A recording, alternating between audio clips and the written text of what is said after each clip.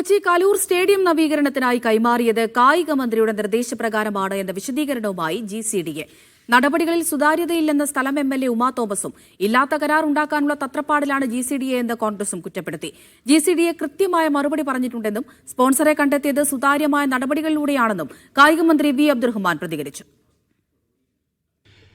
2024 സ്പോൺസർക്ക് മത്സരം സംഘടിപ്പിക്കാനുള്ള അനുമതി ലഭിച്ചതിന് പിന്നാലെ സർക്കാരിന്റെ കത്ത് ലഭിച്ചെന്നും 2025 സെപ്റ്റംബർ 19 കായിക മന്ത്രിയുടെ നിർദ്ദേശപ്രകാരമാണ് സ്റ്റേഡിയം കൈമാറിയതെന്നുമാണ് GCDAയുടെ വിശദീകരണം. സ്പോർട്സ് കേരള ഫൗണ്ടേഷനായിരുന്നു നടത്തിപ്പ് ചുമതല. സെപ്റ്റംബർ 25 ചേർന്ന GCDA എക്സിക്യൂട്ടീവ് കമ്മിറ്റി യോഗം ഇക്കാര്യം ചർച്ച ചെയ്തെന്നും GCDA വാർത്താക്കുറിപ്പിൽ വ്യക്തമാക്കുന്നു. എന്നാൽ കൂടിയാലോചനകൾ നടത്തിയിട്ടില്ലെന്നും നടപടികളിൽ സുതാര്യതയില്ലെന്നുമാണ് GCDAയുടെ ജനറൽ കൗൺസിൽ മെമ്പറും സ്ഥലം MLAയുമായ ഉമാ തോമസിന്റെ വാദം. പല കാര്യങ്ങളും എന്നെ GCDA കഴിഞ്ഞ ഒരു പ്രാവശ്യം മാത്രമാണ് മീറ്റിങ്ങിൽ വിളിച്ചിരിക്കുന്നത്.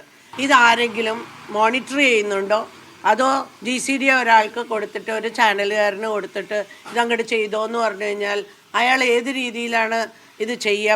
വിശ്വാസമില്ലാത്ത ഒരാളെ കൂട്ടുപിടിച്ച് വൻകൊള്ളയ്ക്ക് സർക്കാർ ശ്രമിച്ചെന്നാണ് കോൺഗ്രസ് ആരോപണം. സ്പോൺസറുടെ മുൻകാല ചരിത്രവും പണത്തിന്റെ ഉറവിടവും അന്വേഷിക്കണമെന്നും എറണാകുളം DCC പ്രസിഡന്റ് മുഹമ്മദ് ഷിയാസ്. സ്പോൺസർമാരായിട്ടുള്ള ആളുകളുടെ ഉദ്ദേശശുദ്ധിയെക്കുറിച്ചും അവരെ കുറിച്ചിട്ടും വലിയ പരാതികളും ആശങ്കകളും ഇന്ന് ഉയർന്നു വരികയാണ്.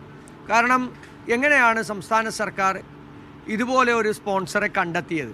സ്റ്റേഡിയത്തിലെ പോരായ്മകൾ പരിഹരിച്ച ഫിഫയുടെ അനുമതി ലഭിച്ചാൽ കളി നടക്കുമെന്നും സ്പോൺസറെ കണ്ടെത്തിയത് സുതാര്യമായ നടപടികളിലൂടെയാണെന്നും കായിക മന്ത്രി V. അബ്ദുറഹ്മാനും പ്രതികരിച്ചു. ഇതുമായി ബന്ധപ്പെട്ട എല്ലാ കാര്യങ്ങളും പറഞ്ഞിട്ടുണ്ട്. അപ്പോൾ അതിൽ മറ്റൊരു അവ്യക്തമായിട്ടുള്ള ഒന്നുമില്ല. അത് കൃത്യമായി തന്നെ അദ്ദേഹം പറഞ്ഞു. അറ്റകുറ്റപ്പണികൾ പൂർത്തിയാക്കി നവംബർ 30 സ്റ്റേഡിയം കൈമാറുമെന്നാണ് സ്പോൺസർമാരുടെ വിശദീകരണം. അപ്പോഴും കരാറിലെ അവ്യക്തത നിലനിൽക്കുകയാണ്. മീഡിയ 1 കൊച്ചി.